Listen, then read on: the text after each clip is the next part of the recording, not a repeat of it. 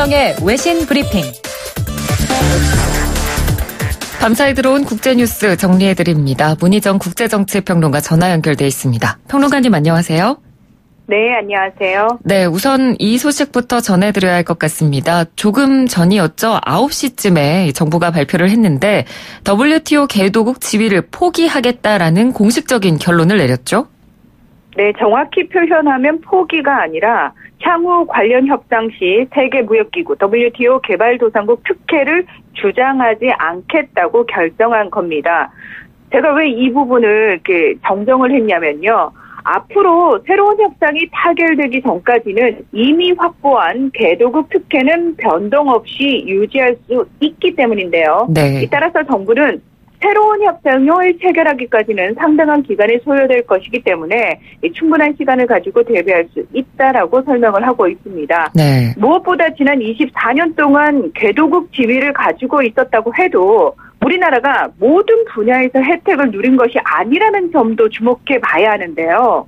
1996년 경제협력개발기구 OECD 가입을 계기로 농업과 기후변화 분야 외에는 개도국 특혜를 주장하지 않아왔고요.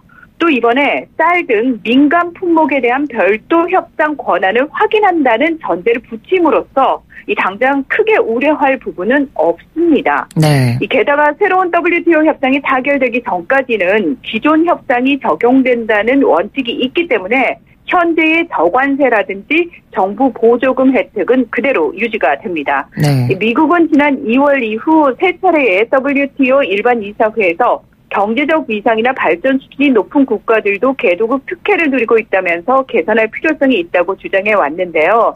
우리 정부 입장에서는 어차피 두 분야에서만 혜택을 누려왔던 터라 굳이 개도국 지위를 고집하면서 각을 세울 필요가 없다고 판단한 것으로 알려졌습니다. 네, 그렇군요. 자, 그리고 어제 한국과 일본 간의 고위급 회담이 1년여 만에 있었습니다. 어떤 이야기들이 오갔는지도 굉장히 관심사항이었는데 어떤 이야기들이 오고 갔습니까? 네, 일왕 즉위식 참석차 일본을 방문한 이낙연 국무총리가 어제 아베 신조 일본 총리와 21분간 회담을 하고 우리 문재인 대통령의 친서도 전달했는데요.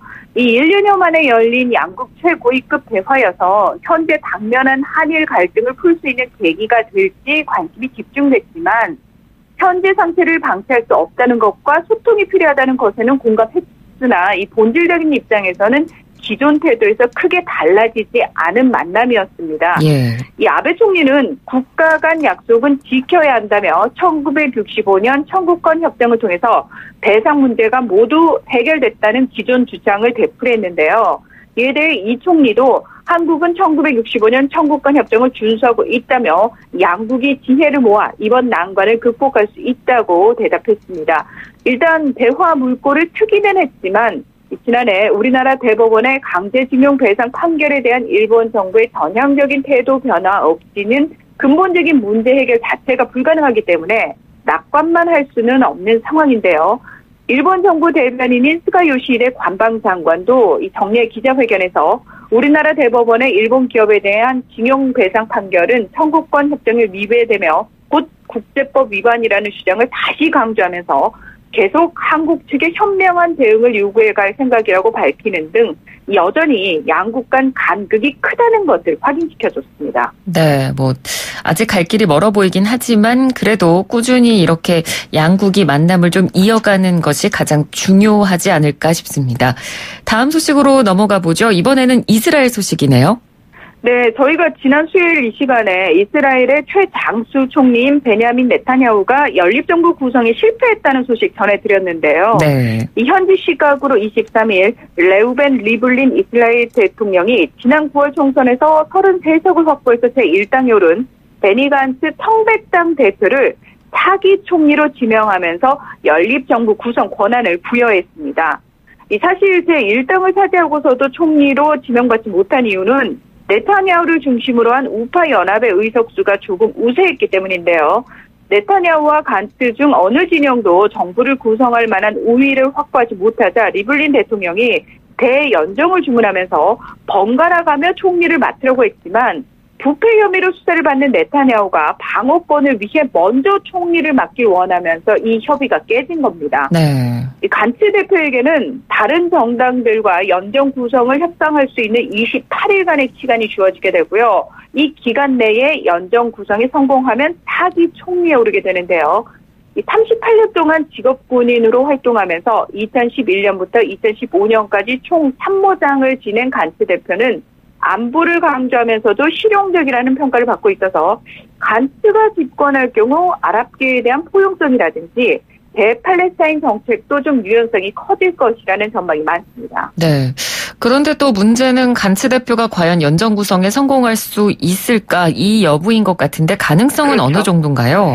이 현재 간츠 대표를 중심으로 모인 정당들의 의석수를 좀 살펴보면 청백당 33석에 아랍계 정당 연합 중 3개 정당 10석을 포함해 지지 정당들의 의석을 모두 합쳐도 54석인데요. 그러니까 과반인 61석에는 7석이 부족한 상태입니다. 네. 그런데 이 8석을 가지고 일찌감치 중립을 선언한 극우 정당인 베이테이루당이라는 곳이 있는데 이 당을 지금 간츠 대표가 접촉을 하고 있거든요. 그래서 과연 이 당이 어떻게 설득될 것인가가 초미의 관심사라고 할 수 있습니다. 네.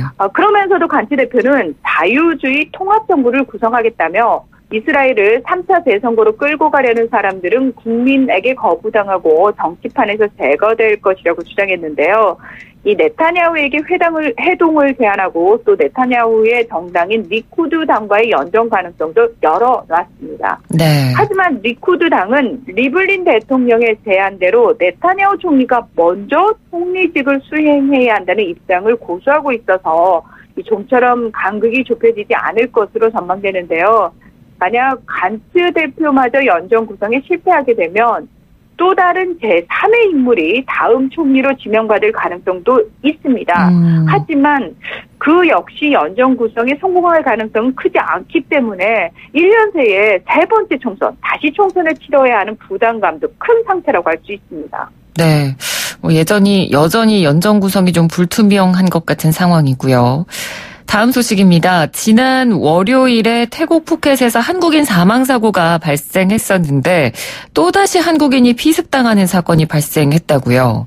네, 현지 시각으로 24일 오전 1시 30분쯤 태국 유명 관광지인 파타야 한 도로에서 20대 한국인 A씨가 피를 흘린 채 쓰러진 것을 현지인 택시 기사가 발견해 경찰에 신고한 사건이 있었는데요. 네. 이 A씨는 흉기에 17차례나 찔린 채 자신의 승용차에서 나와 도움을 요청한 뒤 의식을 잃었고 급히 병원으로 옮겨져 응급 수술을 받은 것으로 알려졌습니다. 이 당시 A씨의 차 안에는 현금 40만 바트, 우리나라 돈으로 약 1,500만 원과 흉기, 장갑 등이 있었고 A씨는 의식을 잃기 전 자신의 스마트폰 사진 속 한국인 한 명을 가해자로 지목한 것으로 전해졌는데요. 네. 한국 대사관은 용의자의 사진을 확보해 현지 교민을 중심으로 인적 사항을 확인 중인 가운데 영사협력원을 현장에 파견해 사건 경위를 파악하고 현지 경찰에 신속하고 공정한 수사를 촉구한 상태입니다. 현지 경찰은 가해자가 최소 3명인 것으로 보인다며 피해자 차량에서 현금이 발견된 점 등으로 미뤄 개인적인 원한이나 사업 갈등에 따른 사건일 가능성에 무게를 두고 수사를 벌이고 있다고 밝혔습니다. 네. 이번에는 미국으로 가보겠습니다. 우리나라 국회에서 사실은 이 장면은 굉장히 자주 보던 부분인데 비슷한 장면이 이번에는 미국 의회에서 연출이 됐더라고요. 네, 의회 활동을 방해하기 위해서 회의실을 점거하고 난장판이 벌어지는 혼란이 의회 민주주의의 대명사로 꼽히는 미국 의회에서도 연출된 건데요.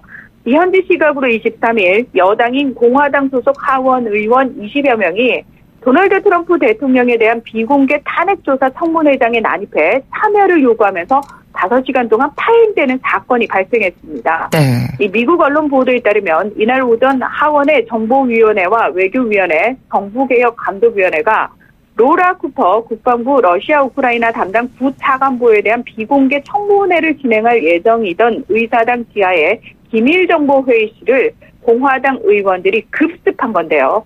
이들은 들여보내달라. 그리고 그러면서 의회 경찰을 밀치고 세계문으로 진입한 뒤 회의를 공개하라. 회의가 일방적인 룰로 진행되고 있다고 외치며 항의했습니다. 이 과정에서 양당 의원들 간의 고성이 오가고 이 공화당 의원들이 의회 경찰의 퇴장 요구에 응하지 않자 결국 탄핵 조사를 주도하는 민주당의 애덤 시프 하원 정보위원장은 증언을 무기한 연기한다고 말한 뒤 회의실을 떠나고 5시간 후에 재개된 것으로 알려졌는데요. 네. 미국 의회 전문지인 더 힐은 공화당 의원들의 회의실 난입은 적어도 쿠퍼 부차관보의 증언으로부터 대중의 관심을 분산시키는 데는 성공했다고 평가했습니다. 사실 이런 모습이 미국 의회에서는 좀 상당히 낯선 모습이 아닌가 싶은데 공화당 의원들이 이런 행동을 한 이유가 있을까요? 네, 로이터 통신은 트럼프 대통령이 지난 21일 강요회의에서 민주당은 사납지만 잘 뭉친다며 공화당도 더 거칠어져서 맞서 싸워야 한다. 우리에게는 훌륭한 투사들이 있지만 그들과 더욱 거칠게 싸워야 한다고 말한 지 이틀 만에 난입이 이루어졌다고 지적했는데요. 블룸버그 통신도 이 앞서 트럼프 대통령이 공화당 하원 의원들과 약 2시간 30분간 회의를 했으며 회의실 난입에 대한 계획도 공유했다고 보도를 할 정도로 뭔가 트럼프 대통령이 배후에 있지 않나 이런 얘기들이 나오고 있습니다. 네네. 물론 공화당에서는 이를 부인하고 있고요. 네. 한편에서는 이 공화당의 실력 행사가 트럼프 대통령에게 불리한 증언들이 속속 나오는 데에 대한 초조감에서 비롯된 것이라는 분석도 있는데요. 뉴욕타임즈는 전날 윌리엄 테일러 우크라이나 주재 미국 대사 대행이 트럼프 대통령이 조 바이든 전 부통령에 대한 조사와 군사 지원을 연기한 정황을 상세히 밝히는 폭탄 증언을 하면서 일부 공화당 의원이 불안해하고 있다고 전하기도 했습니다. 이 트럼프 대통령은 공화당 의원들에게 미국 역사상 최고의 마녀 사냥에 거칠게, 영리하게 그리고 이해심 있게 대응해줘서 고맙다며 감사를 표하면서 민주당 주도의 탄핵 조사는 완전한 사기라고 비난했는데요. 민주당은 비공개 청문회의 취지는 증인들이 입을 맞추는 걸 방지하는 데 있다고 반박하면서도 투명성 논란이 빚어지자 다음 달 중순쯤 공개 조사를 진행하겠다고 밝혔습니다. 네, 그렇군요. 자, 이번에는 인도와 파키스탄 이야기를 좀 해보도록 하겠습니다. 카슈미르 지역을 놓고 두 나라가 계속 분쟁 중인데 이 시크 교도들의 순례길 개통에 합의했다. 이런 소식이 들어왔네요. 네, 그렇습니다. 인도 현지 매체 보도에 따르면 양국이 다음 달 9일 시크 교도의 순례를 위해 인도 펀자브주 지역에서 파키스탄 쪽 카르타르푸르의 시크교 대표 성지인 쿠르드와라 다르바르 사히브를 연결하는 4.2km 길이의 회랑을 개통시키기로 했다고 하는데요. 네. 이미 지난해 11월 이 회랑을 닫고 하루 5,000명의 인도 시크 교도에게 무비자 월경을 허용하는 방안에 대해 원칙적으로 합의했고 11월 9일 양국에서 열리는 개통식에 나렌드라 모디 인도 총리와 임란 칸 파키스탄 총리가 각각 참석할 것으로 예상이 됩니다. 네. 이 15세기 인도 펀자부주 지역에서 힌두교와 이슬람교를 융합해 탄생한 시크교는 머리에 독특한 터번을 쓰는 것으로 유명한데요.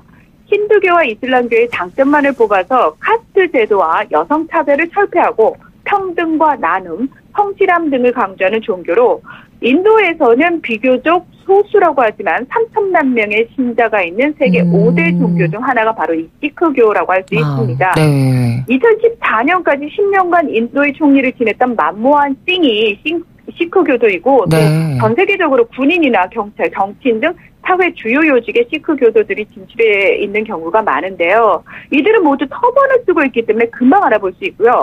남자는 싱, 여자는 카우루라는 공통된 성을 사용하고 있다는 특징도 있습니다. 네. 이번에 회랑으로 연결된 이 파키스탄의 카르타르푸르는 시크교의 교주인 구루 나나크가 16세기의 생애 마지막 18년을 보낸 곳이고 또 이곳의 성전은 나나크가 숨진 자리에 지은 것으로 알려져서 시크 교도들이 특히 숭상하는 곳이라고 하는데요. 이렇게 종교 순례자길 개통을 계기로 양국 간의 화해 분위기가 좀 조성될 수 있지 않을까 기대감이 나오고 있는 상태입니다. 예, 알겠습니다. 오늘 말씀 잘 들었습니다. 고맙습니다. 네, 고맙습니다. 네, 지금까지 문희정 국제정치평론가였습니다.